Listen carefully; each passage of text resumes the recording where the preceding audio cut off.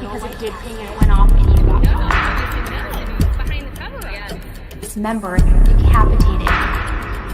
It's probably because you're trying to hide something and make sure certain details don't come out.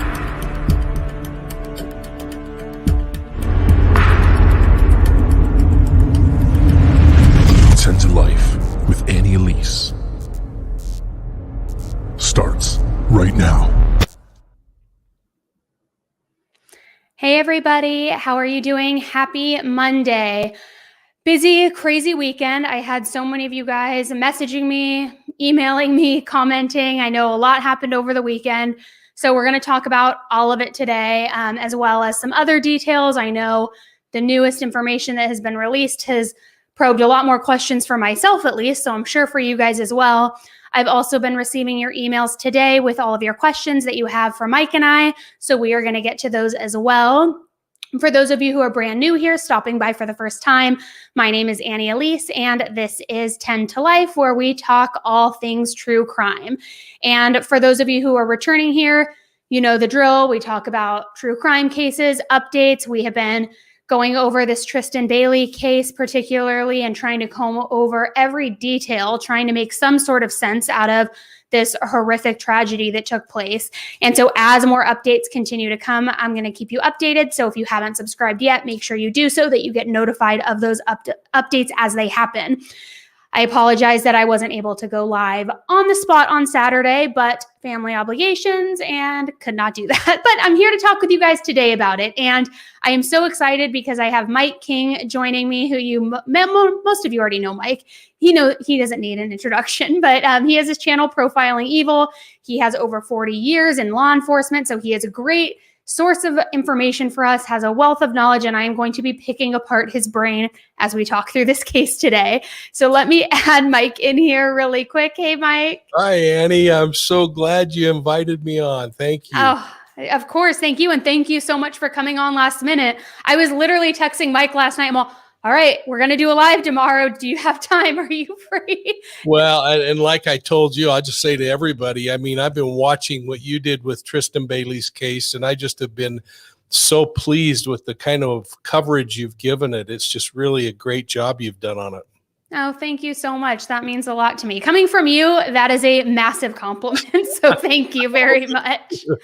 I want to jump right in because I know you guys are just wanting to talk about the updates. And I have my list of notes here, my list of questions from you guys, my list of questions for Mike, and that for you guys as well, the viewers, because I want to get your feedback. But let's start with the latest arrest. We know that took place on Saturday. It was Crystal Smith, Aiden's mom, and she was booked with tampering with evidence. And let's talk through that a little bit because I know there were so many questions that came out after this information was released in regards to how the original arrest report had stated he was wearing shorts and not jeans. How could a mother, first of all, do this and cover things up? Did it mean that the jeans belonged to somebody else? Did it mean that somebody else was involved? I mean, so many questions. So I kind of want to just start at the beginning and work our way through it and talk through it. And as you guys have questions in the chat, please leave them. And Mike, of course, feel free to interrupt and chime in when I'm going off course, which sometimes I do. But let's talk about this arrest report, because when I was reading the details between Aiden's arrest report and Crystal's arrest report, there was a timeline that became more clear to me, because in the beginning, we always thought, okay, maybe the parents were cooperative and they didn't really have any sort of knowledge that he had any kind of behavior issues like this or any anger issues. But then we heard in that press conference that they refused the search to take place. And it wasn't until they came back with the warrant to the home to actually conduct the search that they recovered the DNA evidence and the clothing and all of that. So then as I was reading it, my thought was, oh, so she said no, and then made an actionable effort to go and find that clothing and clean it before they came back with a search warrant. Yeah, I mean, this thing is kind of crazy, and I don't know that we can be too critical of them if they've had anything to do with the criminal justice system. I mean, what you want people to do is open their doors and say, mi casa, su casa, and find whatever you need to find, because the truth is important. In reality, any attorney, if they would have talked to an attorney, would have said, don't do it. They don't even let your son go in and talk with law enforcement.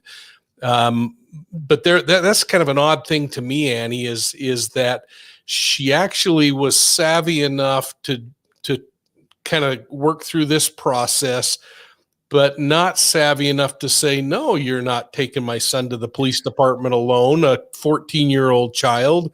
And so maybe he was saying, I'm going to go, and thinking he's somehow bulletproof, emotionally, and that he's going to beat them at their own game. I don't know. Well, and it's interesting because I had that same thought. And so when I started going over literally like sentence by sentence, word for word, and I have my notes here in the arrest report, it clearly states that the officers arrive and Aiden volunteers to not only go with them, but to show them where he walked with Tristyn the evening before, and then to answer questions. And we also know as soon as he entered that vehicle voluntarily, he took that ridiculous Snapchat photo where he was smug and arrogant, throwing up the peace sign, like just horrible and heartless, zero remorse. But you're right. He was at the house and the mother saw what was going on, that he volunteered, went with these officers. But I'm curious as to why she didn't have the inclination to either, like you said, put a stop to that and say, no, not until we have an attorney, or he'll show you where they walked, but that's as far as it's going. And then you bring him right back, or whatever it may be. But then also, if she was going to just go inside the house to then try to clean up her son's mess, why not? I mean, you have a window of time. Why not destroy the evidence? In my opinion, at least, like, they live in an area, and I'm going to pull some footage up here where there are ponds and lakes and things everywhere. And maybe it's just because I've been involved in this whole true crime realm for way too long. But I would think if you're trying to go out of your way to hide something and clean something up to protect your son, why not dispose or destroy completely? Why assume that soap and water is going to get the blood out of it? It blows my mind. The cool thing about criminal behavior and situations like this is that usually people are in a reactionary kind of a I call it the do-over mode. When we were little kids, we would play out on the street, and if the way we had fantasized things didn't go right, we'd yell do-overs, and we'd start over and redo it. Well, criminals and people associated with criminals sometimes do that process, a do-over. And this is where they make mistakes that law enforcement can capitalize on. And we've seen them do that in this particular case, because they're not thinking like you are now after the fact, without the emotion, now that you've had time to think, well, what would I have done, versus, holy cow, I got to do a quick do-over. I got to fix something really quickly here. And that's when the mistakes are made. And thankfully that continues to happen, even with experienced criminals, that when something weird happens in the course of the crime, then they become disorganized, and that's when they make mistakes. It's true. And I remember when this information first got released and it started just blowing up my phone on Saturday, I had to pause and step back for a second and be like, what would I have done? Because in my mind, I know I would never try to cover for my children for murder. I would want to make sure that, they're being held accountable, just that everything is, by the book in that regard. I would, of course, try to do whatever I could to protect them without, hindering an investigation. But my immediate thought was, I wonder if it is such a knee-jerk reaction in the moment that you're like, I'm in such denial, I'm in such a state of paranoia and now almost grief, to where she just goes and grabs them and is cleaning it up and is hysterical, trying to cover the tracks. I mean, I don't even know what goes through somebody's mind at that point, and if it is truly strategically thought out, or if it's just, your intuition is kicking in and you're doing something thinking it's going to work. Yeah, I don't think for a minute that's thought out when you're in that reactionary mode. It's kind of interesting because over on our community channel, on our channel, we actually asked, okay, all you moms out there, would you have washed the jeans? And if people want to go vote, it'd be fun to see the votes coming on. But bottom line is 57% of the people said I absolutely wouldn't destroy evidence to save my child. 4% flat out called it like it was for them and said, yeah, I'd do anything to protect my child. And and thankfully 37% said, I don't know what I'd do. And, you think about that motherly instinct, but that responsibility you have, you don't want to be carrying these kids their whole lives. And there's accountability and responsibility. But anyway, I thought that was interesting as we talked through why would a mom do that, or why did this particular mother do it? And I kind of laughed when I heard it, because man, there was no democracy in my house when I was growing up. And if you messed up, you paid the price. In fact, I remember as a small boy stealing some candy at the store. And when we got home, my mom found that candy and she took me back to the store, and the store manager was like, boys will be boys. And she was like, no, he'll be cleaning your front porch and everything for the next week. And so, it just is so interesting how some parents might react. Absolutely. And I want to, while we're kind of going through this, I want to just share my screen here really quickly and go through just the timeline here. And I know that this isn't anything new for some of you. Some of this may be new to, I guess, a few of you, but we've covered this particular report in previous videos. But this just outlines as far as not only what took place that night and the timestamps in which they were seen walking together on Saddlestone Drive and what happened, but it then talks about when they showed up to the house and what he was wearing. As far as in that reported video, it was that she was wearing pants and he was wearing shorts. And I know that's going to be a big question for everyone. And so I want to talk through that in just 1 second here. Let me just pull this guy back up. So this is actually in regards to Aiden's mom. And some of you, again, may have seen this, some may have not. But I just want to go through this because we talk a lot about the cameras that were in her house. And I asked a question, Annie, before. Yeah. It's something that's kind of confused me. There are a couple of people out there that are purporting that perhaps the CCTV footage is not actually footage related to this case. Others say that it is. But the law enforcement folks, if I remember the press briefing, said that she was wearing her cheerleading skirt and a top. But this indicates she was in pants. Can you clarify any of that? So I've heard mixed things too. In the press conference, I believe it was stated she was wearing pants, but that on social media, people said her cheer skirt. But I'd have to go back and listen again, because what I had heard, and from that glimpse of footage that I do have, that surveillance footage from that evening, it appears she is in pants. And so it was said that he was wearing shorts and I think a hoodie. I have to go back and double check, and that she was wearing pants and a top. And then now, and it even says, which let me go back really quick here. If you look at, where is it? Oh, okay. The video footage depicted only one subject wearing the shorts and the light colored hoodie sweatshirt walking west on Saddlestone Drive at approximately 3:27. That's when he was coming out of that wooded area. So wearing shorts and the light hoodie, and also carrying his shoes that were the Nikes that he had taken off because his feet hurt.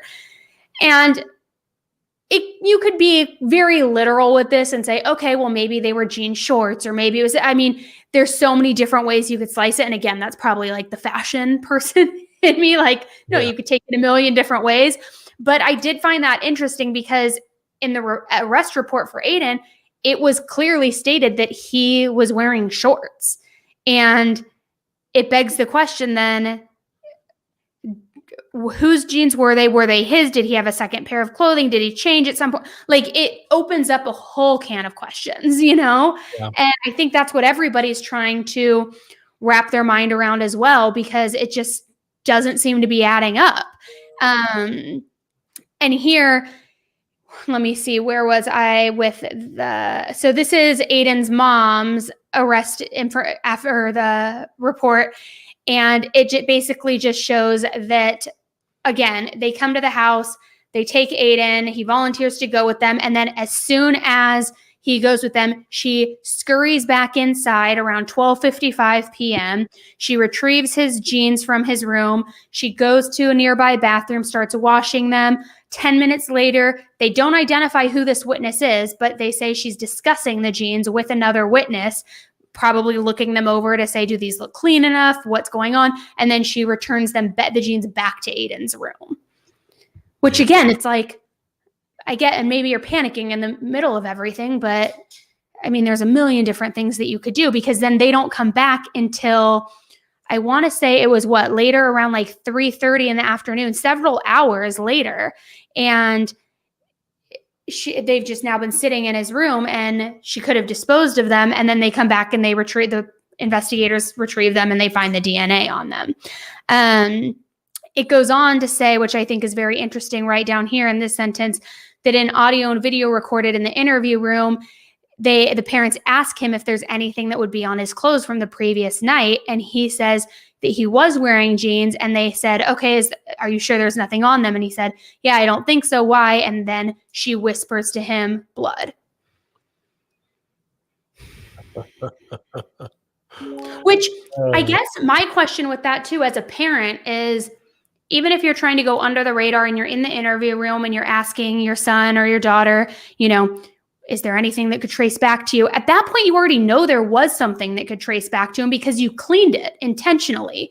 So why are you asking, and then why are you giving him the answer when you're in a recorded room? There's so many details I just don't understand. Yeah. And again, maybe it's because they're not super savvy with that. It's so confusing to me. It's bizarre. Yeah, imagine the stress that his mother is under, Crystal. And I mean, it's pretty easy to explain why you might not be thinking real clearly. Absolutely. And I see some people in the comment are just saying that their parents would never cover up like that. And it really is, it's bizarre. And so anyways, when you look at the booking report, and let me see if I have it on here, I thought it was interesting because clearly there was an article I read that said she had turned herself in, which aligns, in my opinion, at least with the booking date and how quickly she was released. She went in, turned herself in, posted the bail amount, and then came out. She was there for, a little bit over an hour. But then that started getting me very confused as to why, and I'm just going to pull this off really quick, her bail amount, why it was set at the amount it was. And I wanted to ask your opinion on that. And there was a lot of question of, okay, if her bond was set at $25,000, how could she afford to pay that? But she didn't want to pay for private counsel for Aiden, and she filed that indigency status, all of these things. But I know usually it's like 10% that you have to post, right, with a bail bondsman or something like that. So it would really be $2,500 to actually get out. Is that right? Yeah, and there may be indigency requirements in the state that covered that, where she becomes her own bondsman and says, I live here, and I've lived here a long time. I'm not going anywhere. And the judge says, yeah, let her go. Also the fact that she came in. And so the question becomes, did law enforcement reach out to her attorney, because they knew that at one point anyway that she was had an attorney for Aiden, and then that attorney called and said, go turn yourself in, which would make it a lot better for her to go in and do that. So there are a lot of factors that may have just been that they did an OR release and said, yeah, you are your own bail bondsman on this thing, and maybe she had to put collateral against the house or something like that. Well, and that brings me, I'm glad you bring that up, because that brings me to the house. Because again, another question has been, they lived in this amazing community, and although that doesn't dictate what kind of person somebody is, there was the question of what went wrong, and because their house was purchased in December of 2020, and it was purchased for approximately $560,000. It's a beautiful 5-bedroom, 4-bathroom home, 4,200 square feet. I believe I actually have some images here of the house. Like you can see here, they have a beautiful sunroom with a pool. It's this great house. And I've been told, and I haven't confirmed this yet, that it's actually the stepfather who owns the house, not Crystal. But this was what I was meaning, that this is a pond adjacent to the backyard that you could dispose of evidence. But this just kind of gives you an idea. This is the master bath, which it's alleged that she had gone in this bathroom to clean the jeans, blah, blah, blah. But the question that I keep receiving from people is, she filed for that indigency status, and they just bought this big, beautiful home. And I started going through the qualifications to actually get that status, because you have to be 200% below the federal poverty line in order to qualify. And for 2021, for a family size of 2, it's $34,000 annually. You have to make less than that in order to qualify. For a family of 3, it's $42,000. And her application, I remember, got approved pretty quickly. She filed it that Friday after he was arrested. And then his father, Jason's application, got approved shortly thereafter once they realized he had another dependent who rolled in under him, making them, I suppose, a party of 3. So hitting that $42,000 threshold. But then I started thinking, okay, so, and again, it hasn't been confirmed if the stepfather owns the property or not, but in order to buy a $560,000 home, just a few months ago, you would have to have money for down payment, closing costs, all of these things, to where, how does that roll over into $34,000 annually a year unless she has absolutely nothing to do with the house? And that very well could be the case. And so I just wanted to throw that out here for everybody who's been asking those questions. Yeah, boy, those are great questions. I certainly don't know. I haven't looked at the home ownership and how that's structured. Could have been done under a leasing company or a lot of different things that would have given them a way to pull this off. Really interesting questions. So I want to ask your opinion as far as what sort of punishment and what is she looking at with these charges, with tampering with evidence? Because we've seen felony charges in the Lori Vallow, Chad Daybell case when they were destroying and doing all, when those charges first came out. What could she theoretically be facing with what's happening now? Worst case, it's a felony. I mean, when you obstruct justice and you're obstructing a homicide investigation, that's a big deal. And I loved how Larissa, the district attorney, came out and said, listen, tampering with evidence is tampering with the justice system. I mean, this is a big deal. Now, there was a news report that came out recently that a local attorney said, I don't think she's going to get jail time. And I think it will be after Fucci is gone through the court process that they do something. That makes pretty good sense. I don't know that I agree 100% with it, because they can adjudicate this thing pretty quickly. It's going to depend on if she comes in and says, I'm guilty or not guilty. It's going to be pretty hard for her to fight not guilty. And do you get it done so that you can then introduce the evidence later in the Fucci trial, which is, one reason why I think she could get prosecuted before they get to the trial, because they want to say, here's why the chain of custody changed on this piece of evidence from the time this young man allegedly murdered Tristyn Bailey to going home, to the jeans getting washed, to us recovering them but still getting DNA in them. Why did the DNA come back with such a small amount or whatever? Here's all the reasons. And by the way, we've adjudicated that case. And if they can get her, in my opinion, to say, yeah, I washed the jeans, then even if she refuses to testify once she's on the stand, they can impeach her with her testimony of, yeah, I washed the jeans. So it's pretty big deal. And being a felony, she could go to prison on something like that. Now, the likelihood of that is, would she? And every heart out there is kind of waffling back and forth on this one between, a mom in distraught who's distressed and trying to figure out how to protect her children and not thinking clearly, or was she just incredibly criminal and said, I'm going to do this and thwart the investigation? That's the question.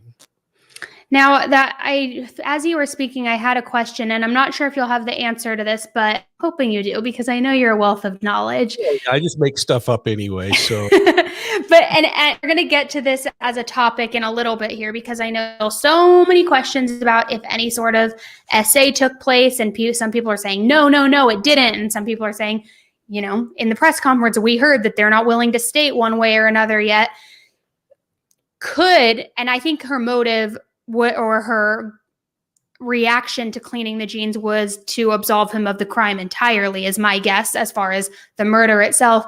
But forensically speaking, if she were to wash the jeans, and if something did happen and took place and there was other kinds of DNA, would water and washing that pull that out, even though we know blood remains, to where that could no longer be tested? Do you know how that works? Well, I mean, certainly any kind of influence on the fabric is going to minimize or start to degrade the kind of evidence that's recovered, whether it's body fluids or other kinds of evidence. And so you have to take that into account. What we do know is that they said, if I remember everything correctly, that we tested the genes and there was blood on it. So no indications that there might be other bodily fluids that may be on there.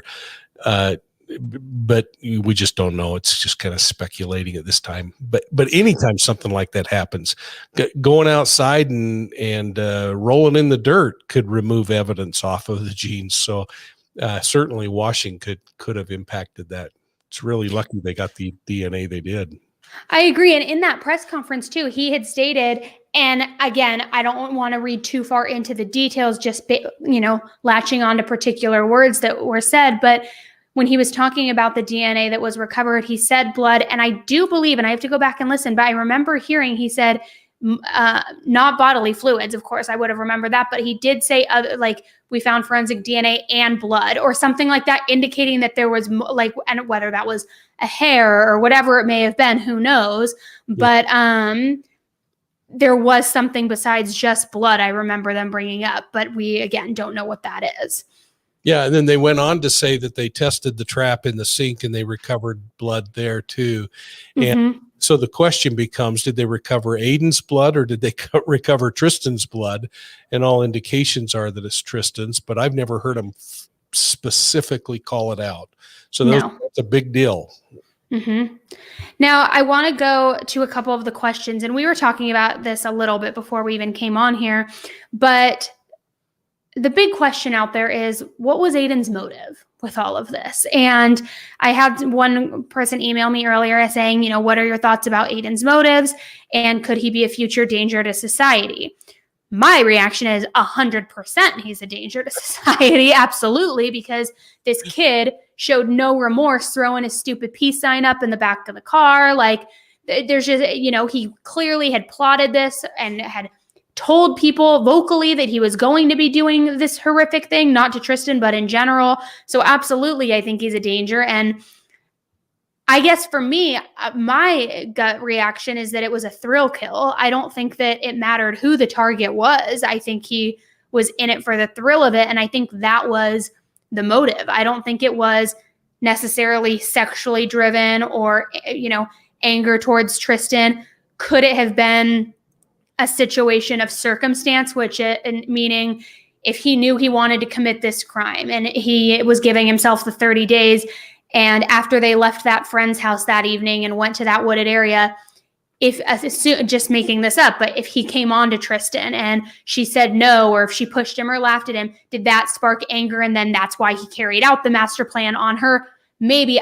But I believe it was more of just, it could have been anybody. And unfortunately, it ended up being her for whatever reason that was. But I would love to get your thoughts on motive and any deeper psychology behind that. Yeah, I have dealt with killers who never had to physically sexually assault someone to have the assault, the murder, still not be a sexually gratifying event for them. That they would go through all of the emotion, all of the physical experiences, and actually accomplish everything that they'd hoped to sexually without ever being involved sexually. Just the act of murdering.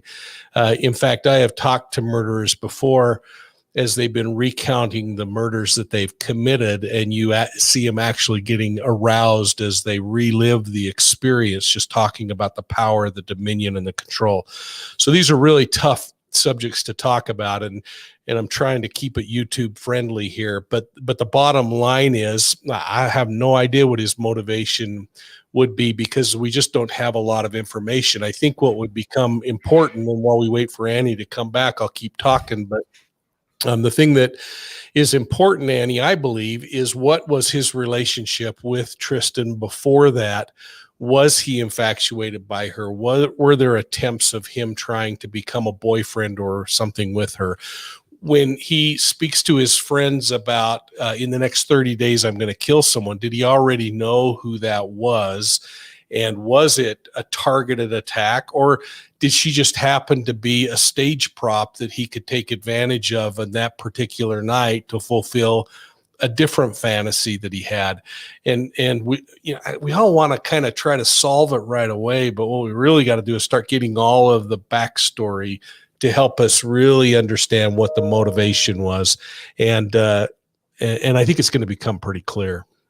I agree. And that's something that I'm really eager to see as far as in their discovery. And once they release what they discover on his tech and things like that, did they have a relationship? Did they text often? Was it random because they both lived in the same area and were leaving the mutual friend's house, so they stopped over there?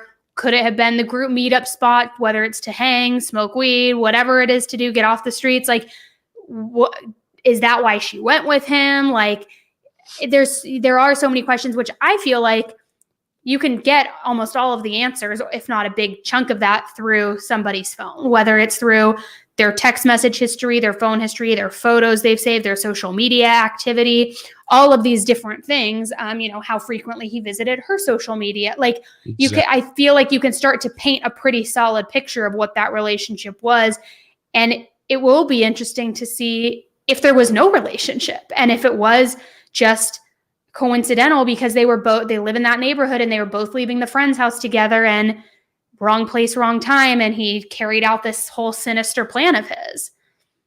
Yeah, that's really what it boils down to, isn't it? So the idea goes back to this thing that I always talk about, which is victimology. Who's the victim? Why did they become the victim? And did she become a victim because it was just a good stage prop and nothing else is working out for me, but I really have this goal of accomplishing a homicide? Or was it that I am fixated on this person and they are part of all of the things that drive me to wanting to pull this off? Mm-hmm. Absolutely. Thank you very much for the super chat, Miss New York RN. Thank you so much for covering this case for the Baileys. They are the sweetest people one could meet. They need all the love and support that they can get. I agree. Just even watching too that memorial, the celebration of life, you can just feel how much love is within that family. It's unreal. Yeah. And Matt is saying, thank you, Matt, for the super chat. I watched a Dr. Phil episode where a 15-year-old is addicted to SA and openly tells his parents he has done it before and will again. Sounds a lot like the Duggar case, honestly, if you're asking me. Yeah. So before I get into some more of these questions here, I want to ask you, based on him pleading not guilty, and I think we all knew that was going to happen because nobody outright necessarily is going to plead guilty unless they're getting a deal and, all of these things. And he has the public defender. He's not going to have private counsel, at least at this point. Do you believe that there will be some sort of deal offered to him in order to spare the Bailey family from going through the gruesome details of a trial? I don't know, because they have had to go through the gruesome detail.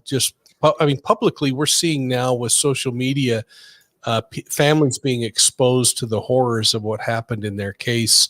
The justice system is not fair to the victims of crime and the family, the extended victims. Undoubtedly, there will be some form of negotiation offered.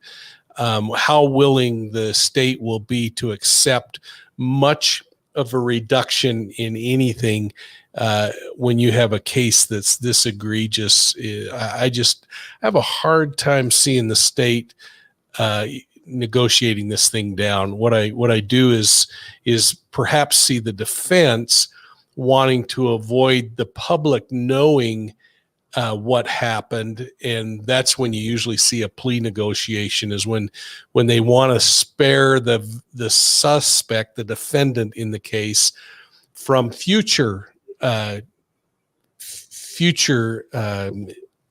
judgment by the public when he's ready to be paroled in 40 years from now, if in fact he's convicted. Do you think that he will be convicted when it's all said and done? Holy cow. I mean, I go back to the fact that he is seen with her. If there's forensic evidence on the phone saying, hey, let's meet, whether they're going from someone else's house and stop there, all indications are from the sheriff and the DA that there is forensic video evidence that they're at the activity center. There's forensic activity that from Ring doorbells and other kinds of doorbells saying they're in 2 different locations. So we got them going together. We got him coming out alone. I guess we'll have to see how the pants and skirts figure out in all of this when it's all said and done.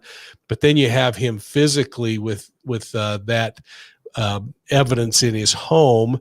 Undoubtedly, there is evidence under her fingernails and other kinds of things, because they talk about the fact that DNA is recovered on her, and people immediately go to SA and think that's what the DNA is. I mean, there's lots of things that would be explanatory of what the DNA is. And my immediate thought was, hopefully there's just a big old fingernail full of skin, and those kinds of things will be really very difficult. His knife being found in the pond with a tip that matches what was forensically recovered from her body. Those things are all really damning pieces of physical and forensic evidence. So I guess my long rambling way of answering that question is, if all of that is accurate, then yeah, I think he would face some real real problems. Well, and to your point too, in regards to the DNA under the fingernails, we know that there were 49 defensive wounds. So she fought back and she put up a fight. So I am fairly confident that I'm sure there is DNA, whether it's his skin or even if he cut himself in his rage. I mean, I would imagine that with 49 defensive wounds, she's got to have something on her, is my guess. Yeah. And I'll tell you, Annie, these things, they are brutal, and we don't know what the wounds are, where the wounds are located, if there was any exploration or other kinds of things going on, which wouldn't be unnatural and unnormal for these kinds of frenzied attacks. But I have watched video of these kinds of homicides. One in particular I think of is a murder in the prison where cameras in the prison captured one inmate stabbing another inmate 67 times. And I watched, as part of the appeal process, every single stab and watched that video over and over again. It is really hard to kill someone, and you have to put a lot of effort into that. And undoubtedly this kid had to stop and catch his breath, rest a little, and go back to doing this. So don't just think that there is just some frenzied attack that's over in seconds. This poor little kid hopefully expired long before the wounds reached the number that it did. It's honestly, you just like, the more and more you sit and think about it and like how horrible the situation is, how horrible the crime was, how horrible it is that none of the friends came forward to express the concerns and what he was saying. It's just, tragic isn't even a strong enough word. It's like, it's senseless, it's tragic, it's horrifying. It's just absolutely awful. And that leads me into one of these questions here. What's your thoughts about the social media trolls that are trolling the family and trolling other people, creators? What is some advice to the trolls out there who are threatening people? Now, I know in the press conference, he stated, he was very firm, anybody who's making threats and trying to interfere with this investigation will be held accountable. And I spoke about this, I believe it was either on my last live or the one prior. There are two or three groups actually of trolls. There's the group of trolls who are attacking the Bailey family and saying that Tristyn deserved it. How could they allow her to be out at 1 a.m.? It's her own fault. These sick trolls who are also saying free Aiden, all of these other things. And then there's the group of trolls who, and I don't know if trolls is the right word or wrong word, but who are going after Aiden's family saying, why didn't you recognize the signs? How could you possibly not know? All of these things. And then there are, of course, the group of people going after Aiden and saying, as much as I obviously hate him personally, saying things, that should be happening to him in prison that are very graphic and just like some horrible things there. And so on one of my previous videos, some of those comments started rolling in, and I'm sure I'm not looking at the chat right now, but I'm imagining there are some here today as well. And I tried to put a stop to it saying, in regards to anyone who's trolling the Bailey family, because first of all, there is absolutely no way that you could ever convince me or explain something to me to make me ever for a nanosecond believe that Tristyn deserved something like this. I don't care if she was wearing a cheer skirt. I don't care if she was out at 1 a.m. Like, that is off the table. So that trolling is a piece of it, but also saying it's the parents' fault because she was out at 1 a.m. Why didn't they know? Kids, regardless if they're 13 or not, are going to either sneak out or go out. Like, that shouldn't be indicative of something like this happening. And unfortunately, so often horrible stuff does happen after midnight, which we know. But I think that there was a misconception that people felt that with all of the trolls who were talking, whether it was about the Bailey family, Aiden's family, whoever, that like it's all in one, and it's not. I feel like there's so many different facets of it. And I hope they're held accountable. I myself, a lot of you guys who are in my Discord know, there have been a couple trolls who have been sending me some horrible stuff, threatening my husband, threatening myself. And it's just, most of it, in my opinion, is probably, and I don't want to be like his friends who said there's probably nothing to it, but it's people who are looking for their 15 minutes, trying to act as though they, are getting some sort of notoriety or attention from it. But that makes me happy that they're going to be held accountable, because it's disgusting and there's absolutely no excuse for it. Yeah, you sure got to thank your mods and the mods on channels that have a higher standard, that don't allow that kind of stuff to go on. And I wonder if we'll see legislation over the years, in the years to come, that protect more against that. I mean, this is such a new Wild West world that we're living in with social media and creators and other things. And it's interesting. You wonder how many people judge that have never had a problem in their life. I don't know, but I guarantee, even with stupid decisions by Crystal Smith, in my opinion, stupid decisions, even with the discussion over Aiden's father, whose charges, by the way, were, I believe, before Aiden was born, and they were with a young woman who was only a couple years younger than him. So it was those things kind of start clouding, but we want to jump and just, sever people's heads because of conduct when in their youth. And holy cow, I'd hate to be judged on things that I did when I was a teenager today. But nonetheless, we have to look at those kinds of things, but to go out and not think that the Bailey family, the Fucci family, Smith family, the grandparents, the neighbors in the community. I mean, one neighbor was on the news the other night talking about the fact that he hasn't been able to sleep since it happened. His stomach's been in knots.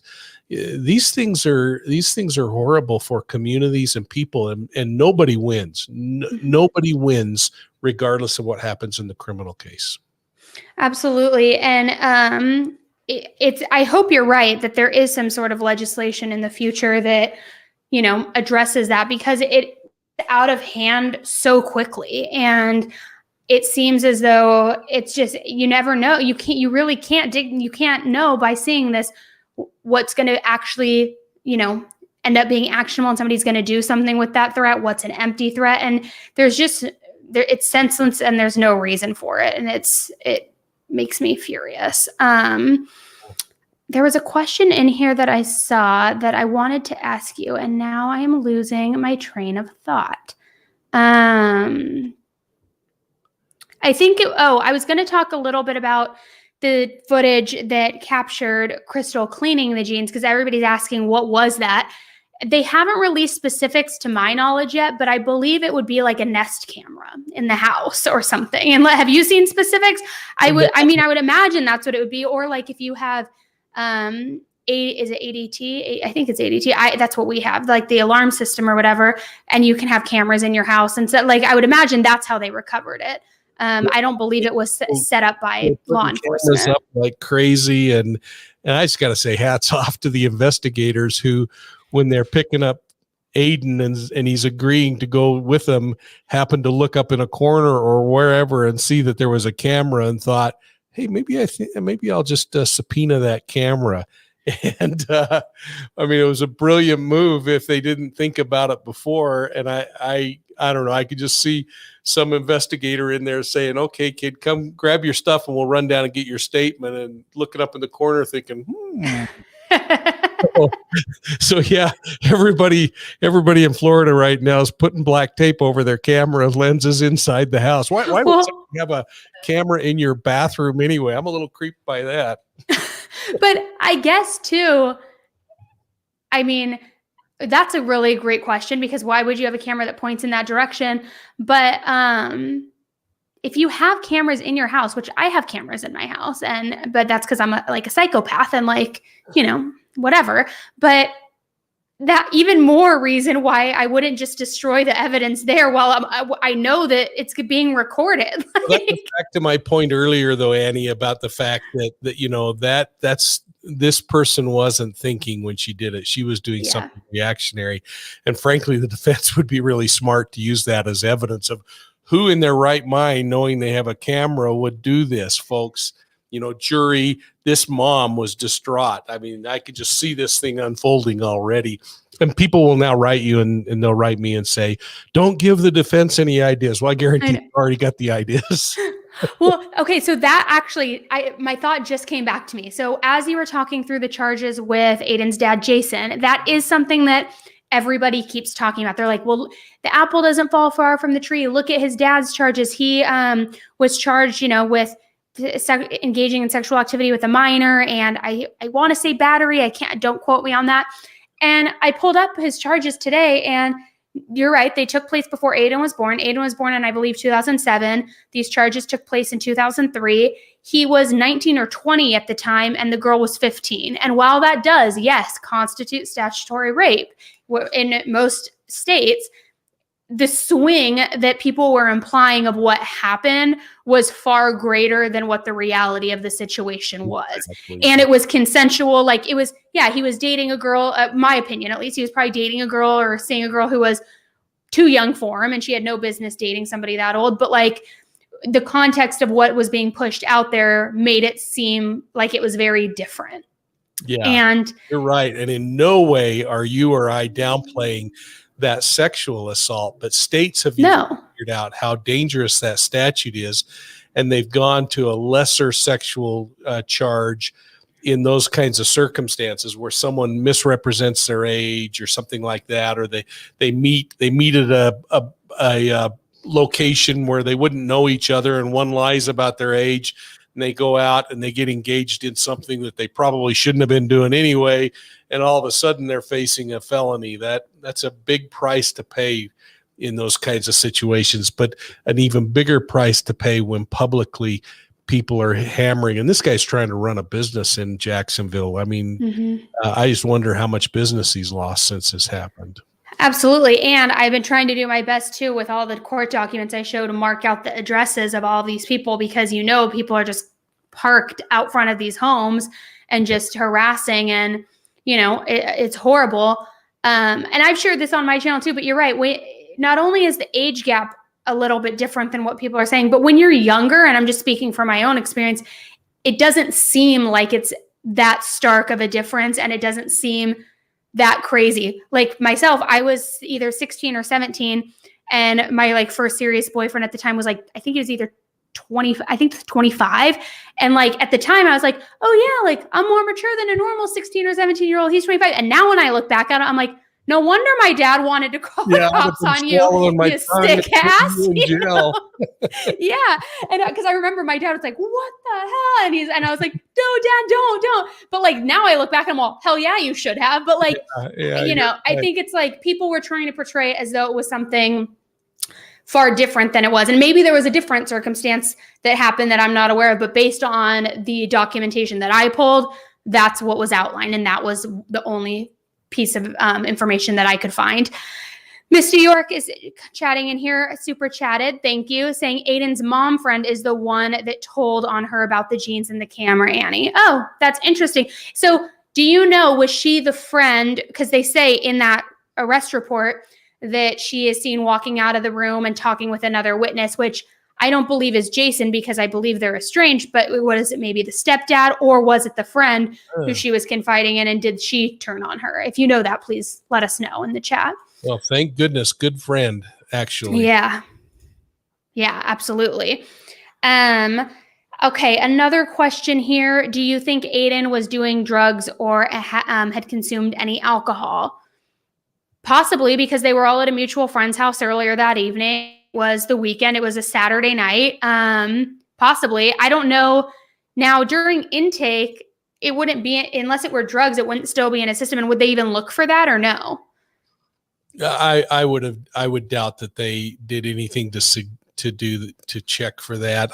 The question I have is the police report indicated that the parents last saw Tristyn at midnight. Did she go home from this party that everyone was supposedly at and then get texted and go over and meet Aiden alone, or was she meeting others? How did the family get involved, saying at midnight was the last time we saw her? So I believe they saw her, and I should pull this up. I believe they saw her at the amenity center, and then I believe the mutual friend's house was where they had gone. Let me pull this up really quick because let's see. So is it on here? It might have been on the first page, which I pulled off. Yeah, because on the first page it had the address, and so I had pulled it off. But let me just pull it up on my computer really quick. I think it was like at 1:10 they left the mutual friend's house, and that was when they started walking. I don't believe she ever returned home in between. Yeah. Let me see here. So yeah, that becomes a question for me still, is how did the family communicate and say we saw her at midnight? Was that done in person? Was it done by text? And is that normal behavior for a 13-year-old in that family to be out at 1 o'clock in the morning? Those are all interesting questions. And by the looks of it, just with that community, and on one of my previous videos where I outlined the path in which they walked and coming out of that amenity center, it looks as though not only is it a housing community where they have that community amenity center, but it seems like it's very suburban to where I could absolutely see where it's like, oh, everybody hangs out there, and maybe the parents hang out there with the kids, and then like the kids go off and do their own thing. Like I would imagine it's a community hangout within that area. We had something similar to that when I was growing up. Here it does say, I just pulled it up. With your parents at 1 o'clock in the morning? No, but like we had a center in which like, and again, it was like my close friends and their parents, and then their parents were friends with my parents, and like then we would split off and do our own thing. Never that late because my parents were crazy and I had a really insane curfew. Good parents. Yeah. But here it's saying, yeah, the defendant admitted to being with the victim at a mutual friend's house and leaving at approximately 1:10 with the victim. The defendant admitted to walking north along North Durban Parkway, which was verified with video surveillance footage, blah, blah, blah, from the amenity center. So I don't believe she ever went back home. But who's to say? Possibly. Yeah. Okay. And then somebody had asked about how do they have the video surveillance of Aiden's mom taking the items, which we've already talked about. Another question, will you ever be willing to speak to Tristyn's family about this in the future, or would you ever be willing to speak to Aiden's side of the family? Just curious. Yes, I would. And I have talked to one side of the family, but I'll leave it at that. And then, are you scared of what will happen next in this case? I don't know if I'm scared. I'm interested. What about you, Mike? I'm fascinated what's going to happen in this case.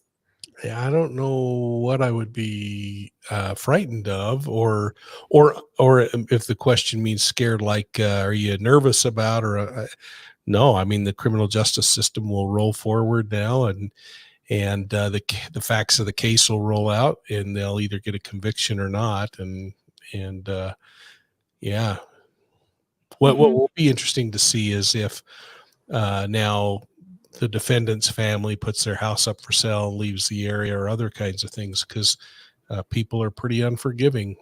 Absolutely. Absolutely. Some people in the chat are saying that people are under the impression she did sneak out to meet Aiden. I think we are going to find all of that out once we get access to the text records.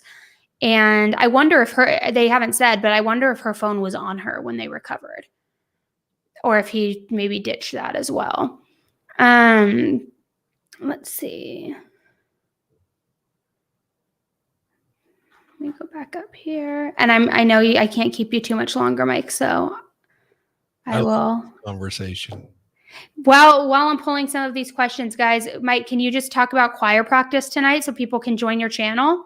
Oh, because you'll be going live here in an hour, right? Yeah, folks, if you're looking for something to do in an hour, come over to Profiling Evil, and we have a thing called choir practice. Choir practice is actually from the 1970s. Law enforcement officers used to they still do, get together at the end of their shift to talk about all the gruesome things they saw and kind of work through the emotion of the case or cases that they were working. And one night somebody got on the radio, and they used to say, hey, we're going to meet at Joe's Bar, but it sounded really bad over the police radio. And somebody said, hey, choir practice is at 7th and Broadway tonight at 11:30. And it just kind of caught on, and everybody felt like it sounded a whole lot better to say we're going to choir practice. And so what we do is we hold a little thing every week, and we just kind of chat about cop stuff and laugh about things. Tonight is going to be a little different. We're going to have the Adventure with Purpose guys on, who were really upset by something that they discovered on a body that they recovered recently. And we spent a lot of time talking through that case, and I decided to invite him on. And I've got a special guest who, if you don't know, Alex Boyer, you'll want to come on. He is just an amazing actor and musician, and he has a foundation on suicide. And we're going to talk a little bit about what the Adventure with Purpose guys went through. Alex is going to sing a song or two, and we're going to just have some fun. He's just a good friend. In fact, he's now Burr in the play Hamilton in London. So it'll be kind of fun to get him on and chat. Oh, yeah. That'll be really exciting. Please come over. Yeah. I will. Absolutely. I'm just going to pop a few of these questions on here, guys. And as you have more, please let me know. MZ is saying she thinks Fucci loves how this story is going viral, so she thinks he will want a trial for even more attention. What are your thoughts? Well, at this point, it's almost like what's more important to him, the attention or the possibility of if he can negotiate a deal and having a lesser sentence? Like, does he now realize, is the reality beginning to set in of like, holy shit, you're being charged as an adult, bro. Like, if you thought you were going to get charged as a juvenile or whatever it was, and now is the reality setting in, or was his goal for clout and attention the whole time? Yeah, I'm with you. Yeah, reality is never as cool as fantasy. No, absolutely. I wonder, yeah, it's going to be really interesting. I'm very interested too, as if it does go to trial, or even just as they release discovery and everything they've collected. I want to know what those statements are from the friends and what it was he exactly said to them, how often he said it. Like, was it the night of, the day of? Like, I'm just so curious, because it still blows my mind that they felt strongly enough to go after it with and charge him as premeditated because of these statements. Like, what were those statements? I'm very curious to know. Well, and I think Larissa really nailed it, and I'd never looked at it quite that way, but he spoke about every time there was a physical movement, it was premeditation. Mm-hmm. I want this to happen. I want this to happen. I want this to happen 114 times. Mm-hmm. Oh, God. It's disgusting. Let's see.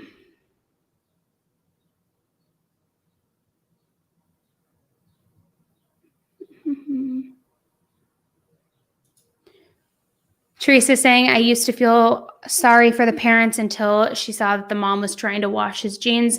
Again, I'm curious what everybody would do. Please go vote on that poll that's over on Mike's page, because I am interested to know what you guys would all do, or if you even know what you guys would do. Sorry, here goes my camera. All right, everybody throw in your last minute questions as we're here, because I know we're going to lose Mike in just a second. Mike, is there anything else about this case that is unsettling to you, or that you still have questions on? Oh man, these cases are always unsettling to me. I think a beautiful child was murdered, and a child who is really mixed up committed the homicide, if all of the allegations are true. And that means that there was a lot of stuff going on inside of that kid's mind too. I know that some of us would want to hate this boy.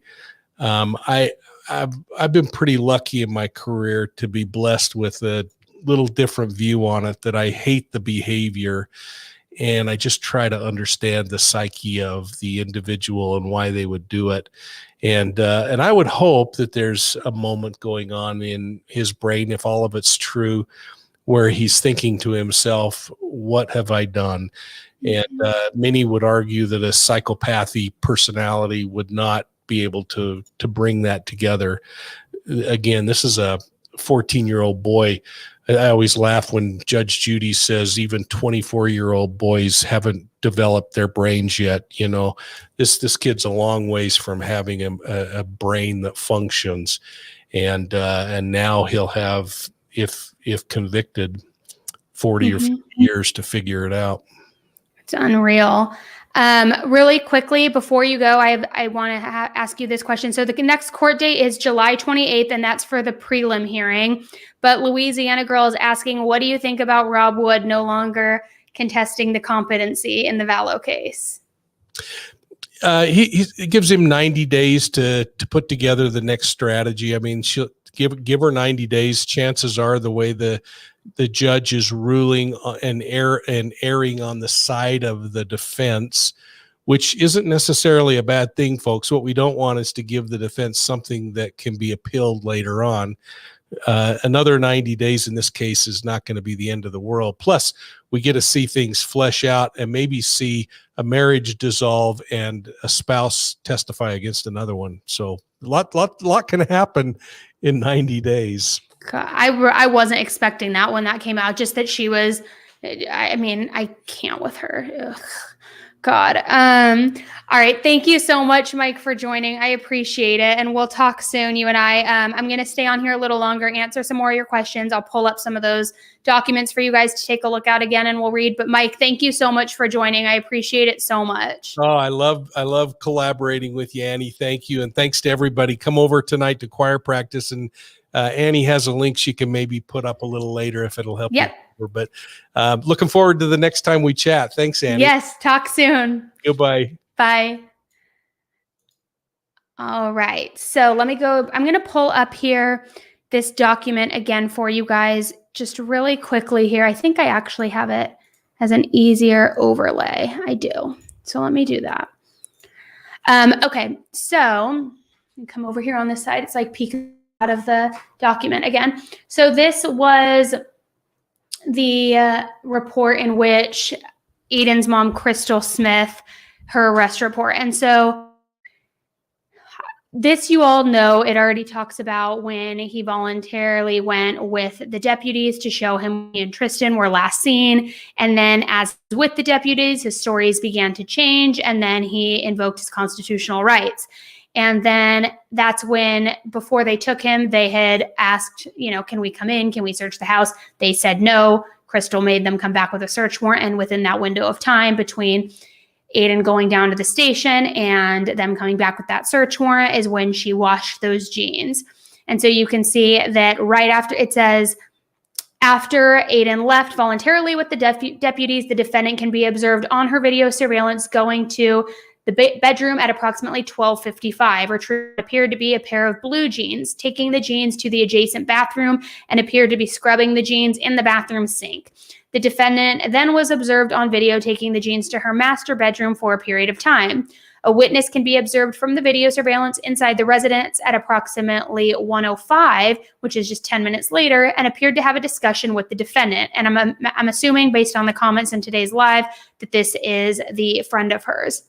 The defendant retrieved the jeans from the master bedroom, and both the witness and the defendant can be observed inspecting the jeans several times before the defendant returned the blue jeans back to the bedroom of Aiden Fucci at approximately, 1:30, so roughly 25 minutes later. During the course of the homicide investigation, Aiden was transported to place with his biological father and mother. Oh, and this is where the audio and video took place. In the audio and video recorded in the interview room, while in the interview room, Aiden's parents asked him about anything that would be on his clothing from the previous night. Aiden advised that he was wearing blue jeans, which again, still confused as to why it said shorts. The defendant asked Aiden if he was sure that there would be nothing on them. I am, again, unsure why they would ask that if they already knew that something was on it and they cleaned it off.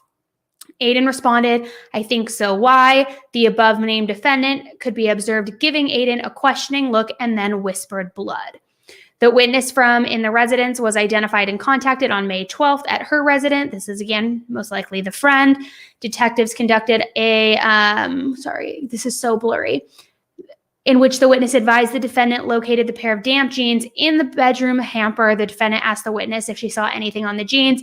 She stated she washed the jeans. The witness stated that the defendant didn't know if there was blood on the jeans or not, and she said she couldn't see anything that appeared to be blood on the jeans, but asked the defendant why she washed them and stated that the defendant could get in trouble for washing them. So clearly she was covering her own ass as well, saying, like, why'd you even wash these? You could get in trouble for hiding evidence, all of these things.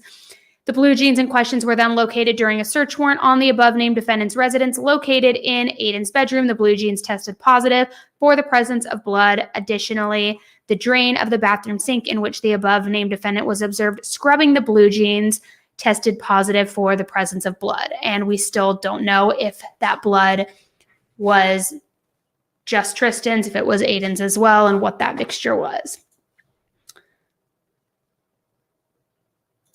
Let's see. Jay-Z Lay, I hope I'm saying that right.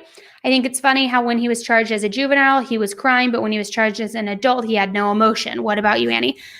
I personally think he's had no emotion the entire time. I think the tears were crocodile. I think it was, by something completely different. I don't think he's had any emotion from the second he was in the back of that cop car. Actually, scratch that. I don't think he's had any emotion since the thought of killing somebody crossed his mind. I think he had no emotion when he executed the crime, no emotion when he went voluntarily to show the police where he walked with Tristyn that night, when he took that stupid Snapchat photo. I think he's been emotionless the entire time.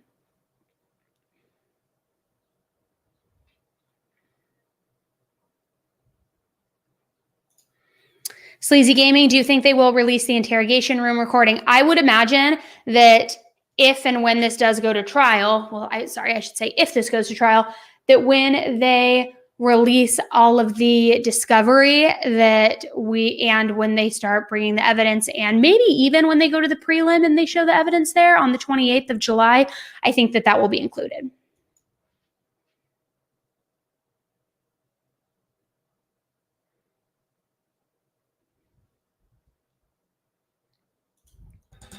I'm assuming that you are referring to Crystal, Aiden's mom. Do you think she has lost her mind, or do you think she is just cold and calculating?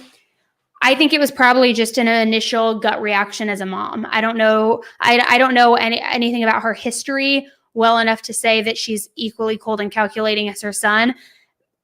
I'm assuming that she thought she was wise in the sense of saying, no, come back with a warrant, and then went to cover everything up. But like Mike and I were saying, not wise enough to not allow your son to go with the police, or to not clean the jeans when there's cameras in your house, to not dispose of the jeans. I mean, to not whisper blood when you're in an interrogation room. I mean, there's a lot of, so calculating is definitely not something that a word that I would use to describe her.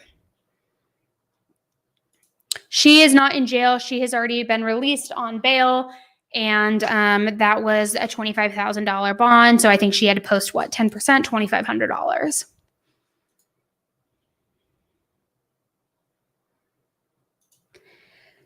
What is your opinion on Aiden not facing the death penalty because of his age? I'm a little conflicted on that. I personally believe it's a death penalty case, but I understand where when you get into the neuroscience of everything and his brain not being fully developed, that it may not warrant that. I think that he absolutely should be sentenced to life without parole, but that's just my personal opinion.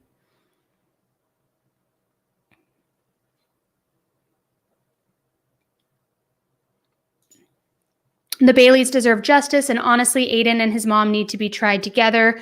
What do you think? I think it's going to have to be separate trials because they're going to probably use that evidence and that testimony for each of them, is my guess. I heard he got kicked out of is FCMS, a school, for drug possession. I haven't heard that.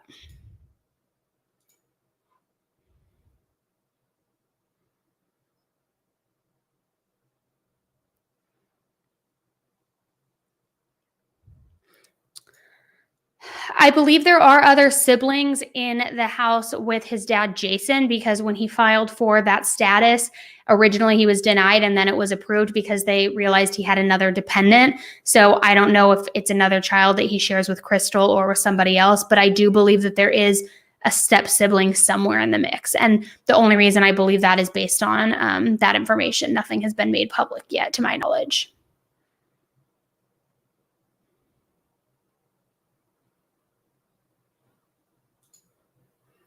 Yes, it is a school, Fruit Cove Middle School. I haven't heard that. So he was holding his shoes because he said his feet hurt. That is according to the arrest report. And I can pull, I think you guys have all seen, and in my previous video, we go through all of this, which is the arrest report, the details, that timeline, the path in which they walked. I mean, all, we break it down.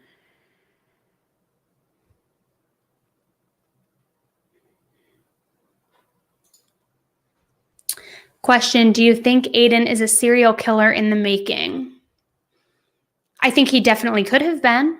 I think that, again, based on what he said to his friends and that he had this plan for no apparent reason, not because he had any sort of hatred towards Tristyn or anybody, but he just had this intent to kill somebody. He wanted to take a life. I absolutely believe that it was a thrill kill. And typically with serial killers, they get off on the hunt and the kill. It doesn't necessarily matter who the victim is. So I absolutely think had he gotten away with it, he probably could have killed again, for sure.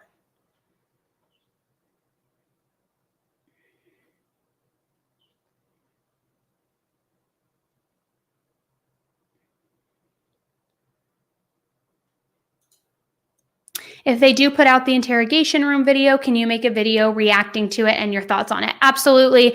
I'm sorry again that I dropped the ball this weekend and I wasn't able to go live with you right away when this arrest took place on Saturday.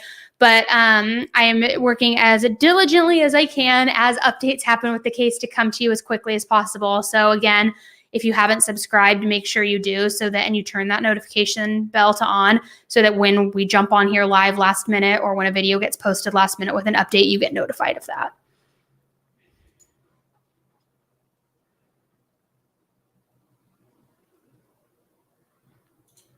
Can anyone know for sure who all was in the woods during the crime? We're only going to learn that, I think, as, again, discovery comes out and as we get more evidence released, whether it's, an affidavit unsealed, whatever it may be, because I think that still is one of the major questions. Did they go to the woods, just the two of them? Why would she go with just him? Did he lure her there? Were there other people and then everybody else departed and they stayed behind?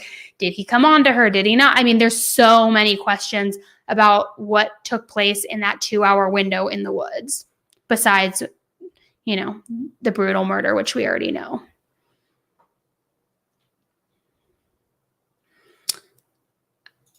Yes, you can see the bump. I don't know how much it is showing today, but oh, there it is. You can see it. It's showing. It's pretty big. She's kicking. She is kicking. And it is confirmed now that it's a girl. If you've been with me for a while, you know we've gone back and forth. First it was boy, then it was girl, then it was boy again, and now it is girl. So, let's see.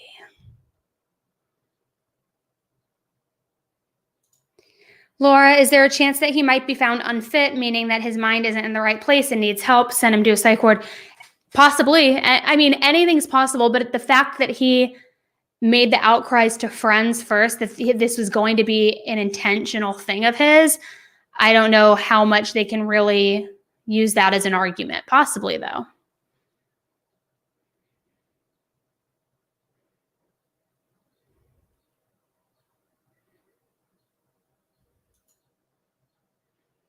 Oh, yeah. Sorry. I guess a lot of you guys didn't know I was pregnant. Yes, we are due in September. This will be our second.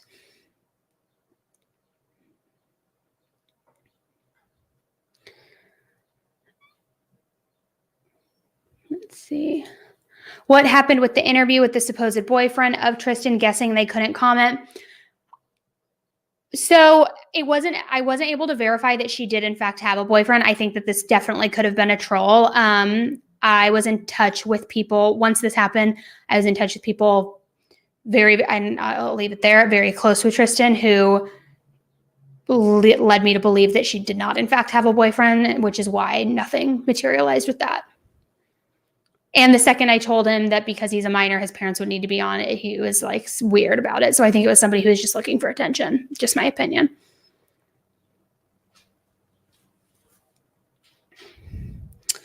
Yes, if you want to join the group chats that we're in and early uploads and private streams, you can do that through Discord and Patreon. Yes, so love your name, Grouchy Slut. Do these kids really do things just to go viral? Unfortunately, yes, they do. It's sick and twisted, and social media has honestly just like ruined the world. As nice as it is and convenient as it makes things, it has just like ruined the world.